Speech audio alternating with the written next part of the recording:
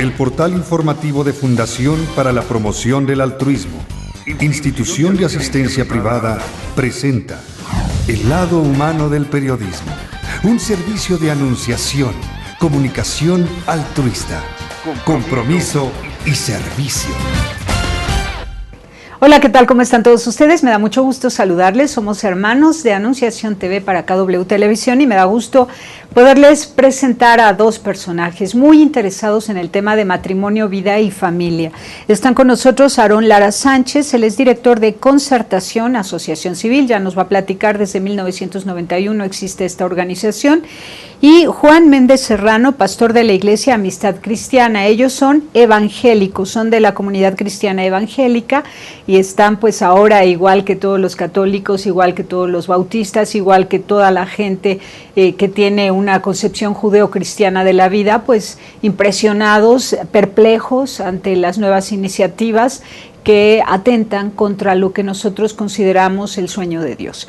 Entonces, Aarón Lara, Juan Méndez, bienvenidos. Muchas gracias, un placer estar aquí. Gracias por estar con nosotros.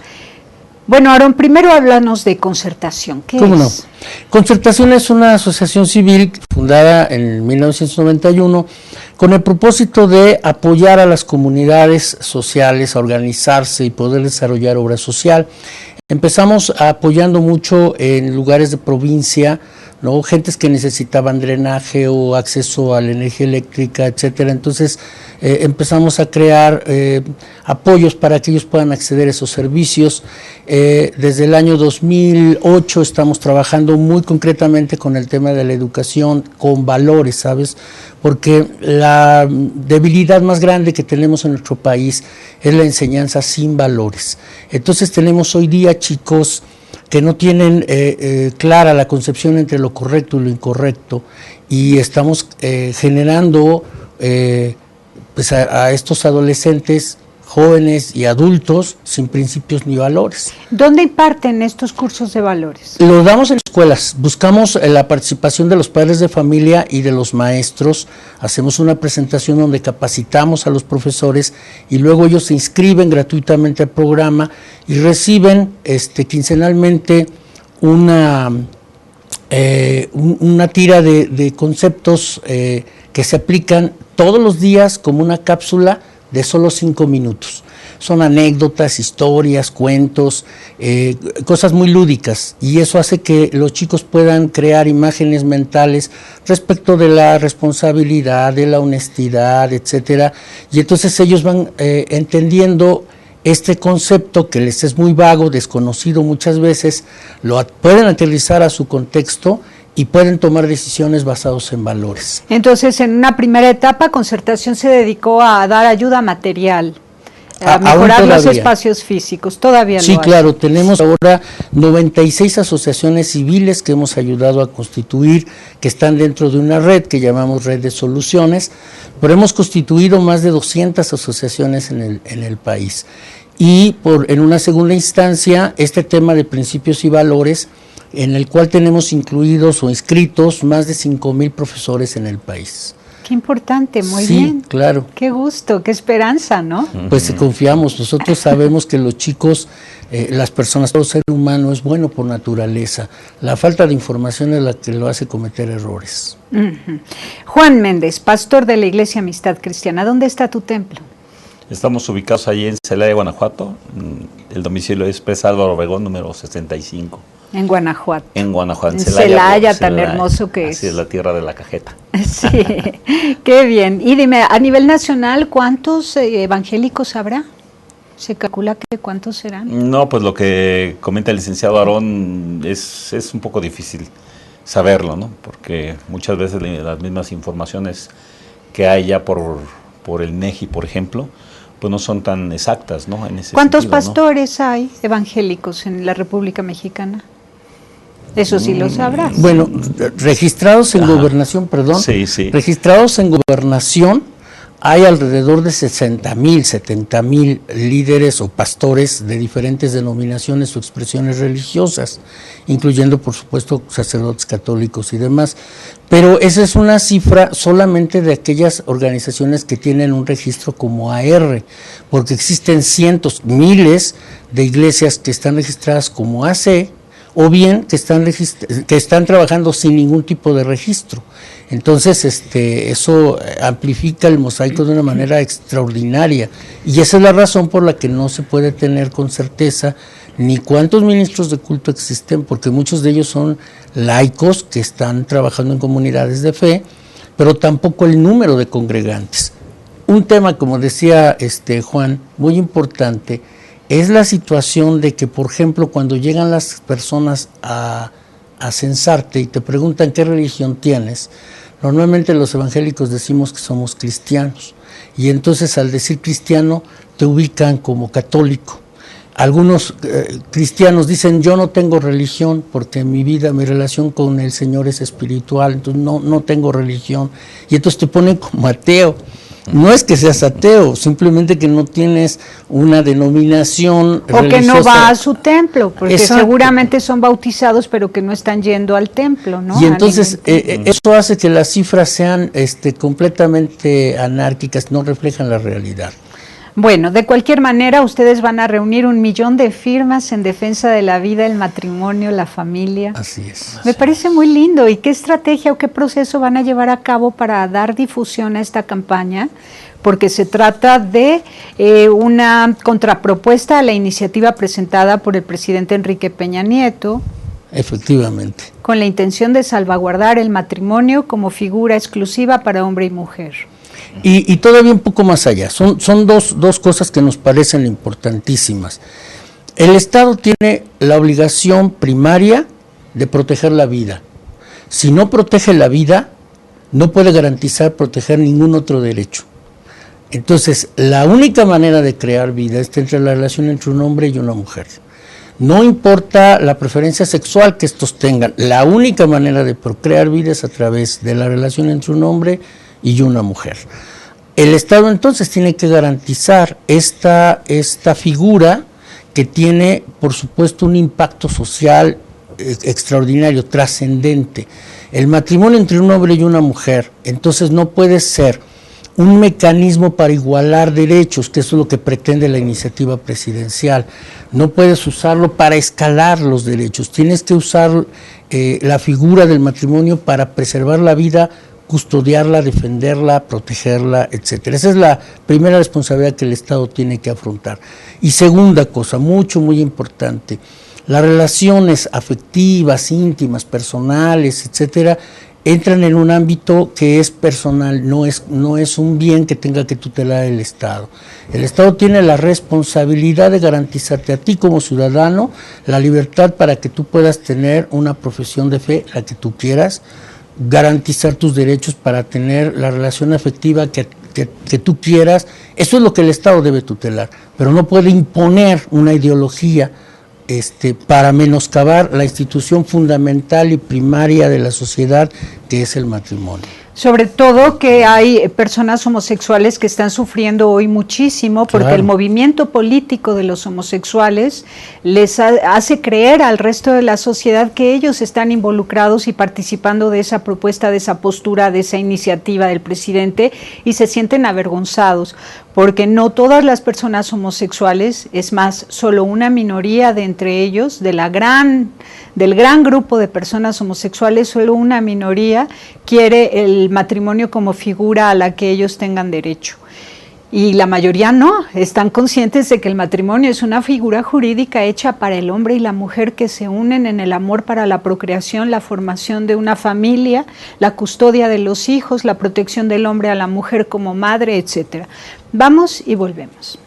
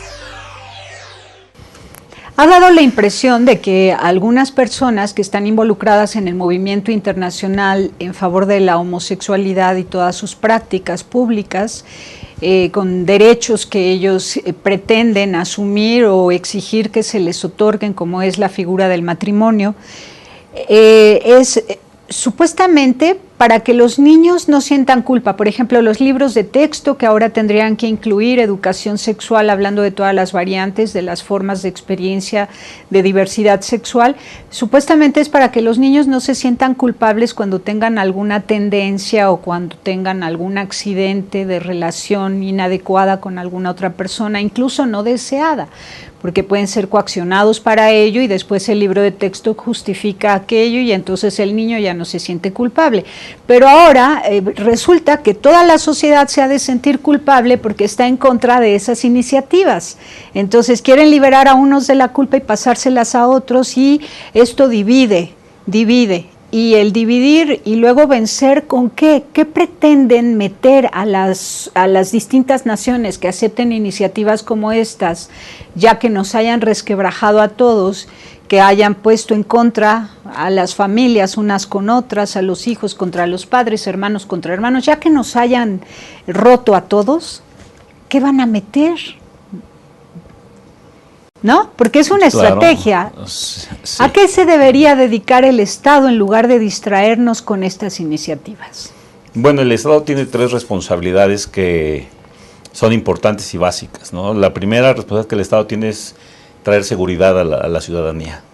Cosa que, digo, pues es evidente, ¿verdad? Es evidente el aumento de la violencia, de los robos, de la corrupción, de muchas cosas que pues hace 20 años ni siquiera imaginar lo que vivimos aquí, ¿no? Lo veíamos en otros países, ¿no? Como Colombia, por ejemplo, de las ejecuciones, de las balaceras, de entrar a un restaurante y arrasar con todo el mundo con la finalidad de matar a una sola persona. Ese tipo de cosas que no pensamos que eso fuera a llegar a este país y que ya lo vemos como algo cotidiano. Entonces la seguridad es una responsabilidad que el Estado tiene. Otra responsabilidad pues es la educación, ¿no? Y también es evidente, ¿verdad? No vamos a hablar muy a fondo de esto, pero pues todo el desorden que hay en ese sentido, ¿verdad? De los maestros que se sienten pues atacados, que se sienten socavados de sus derechos, y mucha confusión en la sociedad, porque la sociedad en realidad, en la mayoría de la sociedad no está bien informada, o sea, solamente sabe lo que se mueve por encima, pero no conoce los problemas muchas veces que son de fondo. Entonces esa es otra de las situaciones que vemos, ¿no? Que seguridad, educación y salud. Y salud. Y que también es otra situación que, bueno, pues tampoco voy muy lejos. Yo mismo lo viví con mis padres, mi padre siendo una persona pensionada y una persona que pues no hay medicinas y no hay dinero, o sea, ese tipo de situaciones. Entonces, son 3 fundamentos que pues en realidad ahora se quieren meter en una situación en donde ni siquiera tienen la injerencia, ni siquiera tienen la capacidad, vamos a decirlo así, para poder tomar el control, y que no debiera ser de educar a nuestros hijos, ¿verdad? De educar a los niños, porque esa es la responsabilidad de los padres de familia, esa es la labor que cada uno debemos de hacer en la manera ética, en la manera moral, en la manera espiritual o religiosa que cada uno tiene, en la libertad que el mismo gobierno tiene que garantizar a la sociedad. Uh-huh. Bueno, ¿y qué dicen cuando se reúnen los pastores, cuando comentan casos específicos de personas homosexuales que ahora más que nunca están sufriendo porque no quieren que se les confunda con el movimiento político? Que una cosa es tener esto de ser homosexual y otra cosa es pertenecer a un movimiento político que está pidiendo cosas que no van, que no coinciden con lo que la cosa es, ¿no? ¿Qué saben ustedes, los pastores, que son guías espirituales de tantos jovencitos y jovencitas? Sí, claro. Nosotros, por ejemplo, pues somos primeramente defensores de la familia, ¿no? porque pues la familia es así que nació en el corazón de Dios, ¿no? Así es como comienza la humanidad. Y bueno, en ese sentido tratamos con muchos problemas, muchas situaciones, y entre todas esas situaciones, pues que se tratan, la homosexualidad también es una situación que hemos tratado, que ahorita que ha surgido, que es el tema del día de hoy, ¿verdad? Pues de alguna manera pues si hablamos para ver la forma, la manera en que se puede ayudar a las personas. O sea, aquí hay dos tipos de personas, las que en realidad están y no quieren tener ese tipo de vida, sí, que buscan el salir, que se sienten incluso mal, apenados, o coaccionados por ese grupo. Exactamente, es por un lado, y por otro lado los que en realidad sí quieren vivir así, ¿no? Ahora, no todas las personas que tienen una preferencia sexual distinta están buscando este movimiento, están respaldando este movimiento. Hay personas que tienen una preferencia sexual, que ellas viven su intimidad con su pareja o su forma de vivir sexual en su intimidad y son personas como cualquiera y valen como cualquiera y son importantes como cualquiera. O sea, la iglesia nunca jamás ha tenido un rechazo a ningún tipo de persona, porque entonces no estaríamos haciendo la función correcta. Nosotros aceptamos, apreciamos, amamos, buscamos ayudar a quien quiere ser ayudado. ¿Me explico? Y si no quiere ser ayudado, pues es respetado también. O sea, no tenemos por qué obligar ni por qué de alguna manera discriminar o rechazar, ¿no? Que es lo que vemos ahorita, que hay un ambiente, ¿no? en la sociedad que se ha estado presionando para que pues se haga ver como que las iglesias o las personas, ya sea católicos o evangélicos o de algún otro movimiento religioso, estamos creando como un ambiente de fobia, de homofobia, ¿no? Y de odio. Es una mentira. Es una mentira, por supuesto. Que sí. Lo que sí se rechaza en definitiva es la incongruencia jurídica. No se puede aplicar una figura jurídica a un par de personas a quienes no les toca, porque además cuando uno decide algo renuncia a otro algo, ¿cierto? Siempre que eliges tienes que renunciar. Así es. Entonces renuncias a tener hijos, renuncias a la figura del matrimonio porque no corresponde. Eso es lo lógico. Así Ahora, es. ¿hay necedad en todo este movimiento político? Sí, sin duda. Un dato interesante que no podemos dejar de soslayar, o que no debemos soslayar, es que cuando el presidente invita por primera vez en la historia a todos estos colectivos a esa reunión del 17 de mayo en la residencia oficial de Los Pinos, los primeros sorprendidos con el anuncio presidencial fueron los integrantes de esos colectivos. Ellos no estaban esperando una iniciativa de esa naturaleza porque tampoco la pedían.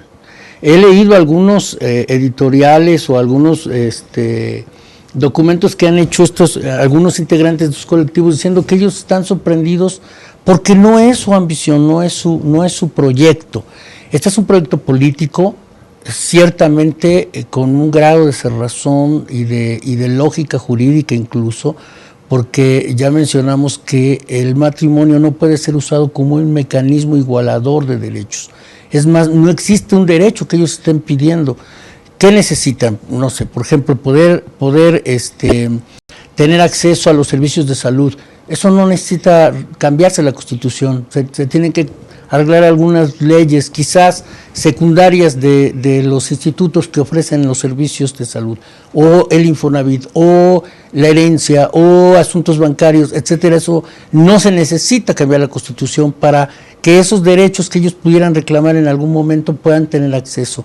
El tema es mucho más de fondo y mucho más peligroso. Vamos a un corte y nos dices por qué más peligroso. Claro que Volvemos. Sí.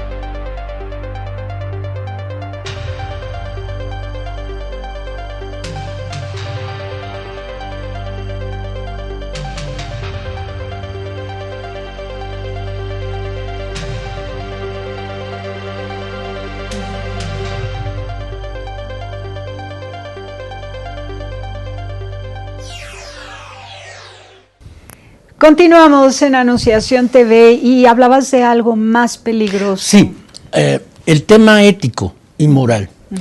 Nosotros tenemos una sociedad que debe estar basada en la ética y la moral. Toda esta iniciativa, por ejemplo, reciente de 3 de 3, es para volver ética la política, el gobierno. El mayor desgaste político que ha tenido el presidente Peña Nieto es el tema de la Casa Blanca. Y a mí me llamó muchísimo la atención que hubiera tenido el valor de pedir una disculpa pública. Eso es volver a la ética, eso es volver a la moral. Me equivoqué, perdón. Tú dime si puedes escuchar a un niño de 7, 8 años pedir disculpas hoy día, o pedir permiso, o alguna de estos rasgos de carácter que hemos perdido como sociedad. Cuando la sociedad deja de ser ética o moral, entonces las leyes también lo van a hacer. Y pueden ser leyes que sean legales pero no justas. Pueden ser legales pero no morales. Y eso va a llevar a la sociedad a una falta de norte, de guía, de dirección. No hay cardinalidad. Y eso es gravísimo, porque así estamos educando a nuestros niños, adolescentes y jóvenes. Si un niño hoy es mentiroso, será un hombre mentiroso. Y imagínate que llegue a ser presidente de la República mentiroso, perdón. Esa es una cosa gravísima. Si hoy tenemos un niño que roba a sus padres, mañana será un chico que robe a cualquier persona que pueda hacerlo. Y entonces tendremos gente que, si llega a ser político, pues va a ser un político ladrón, y etcétera. El problema es la falta de ética y moral. Estas leyes no son éticas, no son morales y no son justas. No son justas ni para los grupos de los colectivos de la diversidad sexual, y tampoco son justas para quienes somos heterosexuales. Y como se decía hace un ratito, Juan lo decía perfecto, si tú disientes, si tú tienes una opinión diferente, entonces eres homofóbico. Y entonces eso no es verdad, yo tengo derecho a expresar mi opinión, porque si nos van a llevar a ese punto, entonces van a hacer impensable cualquier tipo de disidencia, sea social, política, económica, religiosa incluso. El Estado no puede manipular este derecho. Ese es un derecho absolutamente indisoluble, inherente, es lo que somos como personas. Lo que más me preocupa es que haya leyes que sean legales pero no justas, leyes que sean legales pero no morales. O ilícitas, que son ilícitas, ¿no? Por supuesto, puede llegar a eso. Ahora, decimos, hablando se entiende la gente. Y esto lo decimos porque cada cosa tiene una palabra que lo significa. Entonces, si llamamos al árbol, sabemos a qué nos estamos refiriendo. Y si lo distinguimos de un arbusto, entendemos lo que significa arbusto. Y hablamos de una flor, y hablamos de los pistilos, de los pétalos, de las hojas, del tallo y de la raíz. Y cada cosa tiene una forma con la que se ha nombrado. Ahora, si hablamos de matrimonio, tendremos que entender, porque hablando se entiende la gente, que nos referimos a hombre y mujer. ¿Qué otra palabra, qué otra denominación, qué otra figura jurídica deberían tener las uniones de personas homosexuales? Que tendría que ser otra palabra, otra legislación. Ya existe un término que son las sociedades de convivencia. Es una ley que ya se aprobó en la Ciudad de México, en algunos otros estados, y que pudiera garantizar en algún sentido pues las aspiraciones que tienen las personas de la diversidad sexual. Pero yo digo, insisto en el tema, no se trata de usar el matrimonio como un mecanismo igualador de derechos. son ciudadanos mexicanos y tienen todos los derechos que la Constitución establece y existen los mecanismos para tenerlos, es decir, no están vedados en sus derechos. Ese ha sido un error histórico de la parte de la sociedad que no ha reaccionado frente a esta demanda. No existe ninguna limitación para que se cumplan los derechos de las personas de la diversidad sexual. Ellos están pidiendo un derecho o usar el matrimonio como un mecanismo igualador de derechos. No lo necesitan porque tienen todos sus derechos absolutamente garantizados por la ley como ciudadanos mexicanos, absolutamente.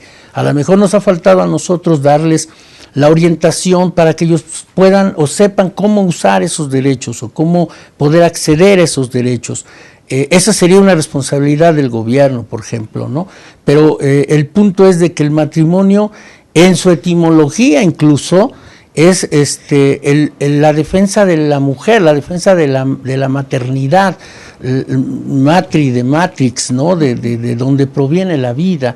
Esa es la razón por la cual, si se llega a pasar la ley, y confiamos que no pasará, por muchas condiciones, tanto políticas como sociales, etcétera, estarían dándole un nombre equivocado a algo que no existe. Lo que tú estás planteando es exactamente lógico. Correcto. ¿Cuál va a ser la estrategia, el camino para reunir el 1,000,000 de firmas en contra de la iniciativa del presidente Peña Nieto?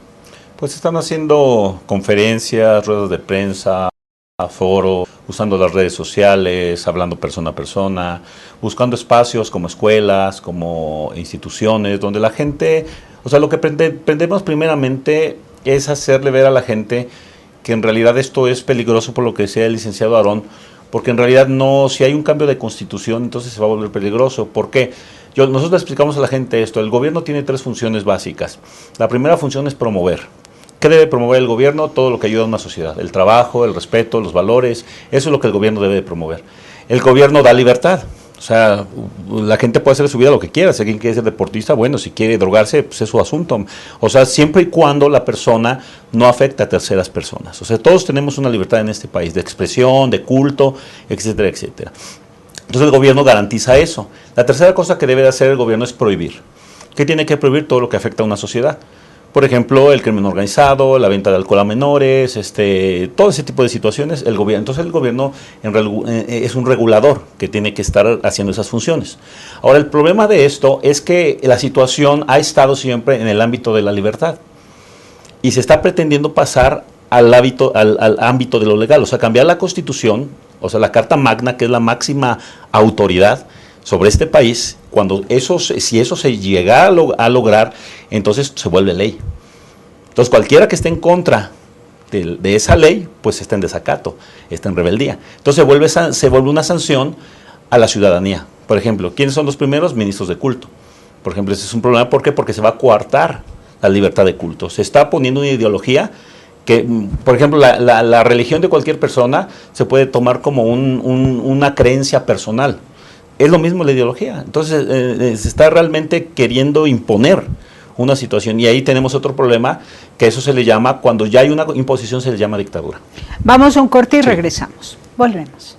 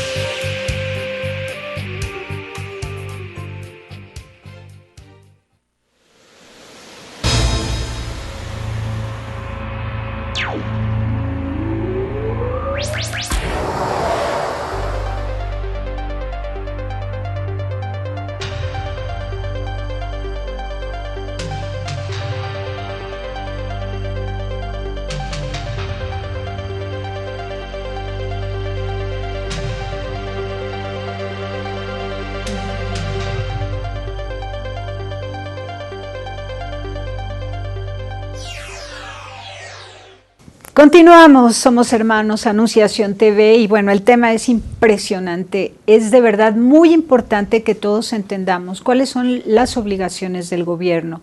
El gobierno nos debe garantizar seguridad, libertad, derechos y pues este derecho a la libertad de expresión a todos. No se vale imponer una ideología sobre otra, ¿no? No se vale tampoco corromper una tradición. No se vale arremeter en contra de una cultura y de la historia de una nación, de los usos y costumbres de un pueblo, en este caso de los usos y costumbres de la nación mexicana, que tiene como núcleo la familia. Entonces no se puede llegar y romper todo eso, desbaratarlo en un instante con una nueva legislación que llega y rompe toda una tradición, toda una historia, toda una fe, toda una cultura, usos y costumbres, forma de vivir. No se vale, ¿no? Entonces es siempre libertad con límites y es un diálogo para llegar a acuerdos razonables, no a necedades como esta que se pretende imponer. ¿Así vamos bien? Sí, sí. Ahora pasemos al tema de los niños. Los niños tienen bisabuelos, tienen abuelos, tienen papás que hemos vivido de una forma diferente. De repente va a llegar alguien y les va a hacer que todo lo que sus bisabuelos, sus abuelos y sus padres han vivido, creído, sentido, gozado, disfrutado y también sufrido, pero han trabajado, ¿no? Mantener unida a la familia. Todo eso, ¿dónde queda? Bueno, con los libros de texto y los contenidos extraordinarios que pretenden hacer llegar a los colegios. Corre un gran riesgo, por supuesto, la familia con ese tipo de contenidos, pero ahí hay un tema muy interesante. En nuestra propuesta, en nuestra iniciativa que vamos a presentar a la Cámara de Diputados el día 1 de septiembre, nosotros estamos incluyendo esta garantía que deben tener los padres de familia respecto a cómo formar y educar a sus hijos, porque este es un ámbito exclusivo de los padres. Es más, es un derecho primigenio, es antes que el Estado.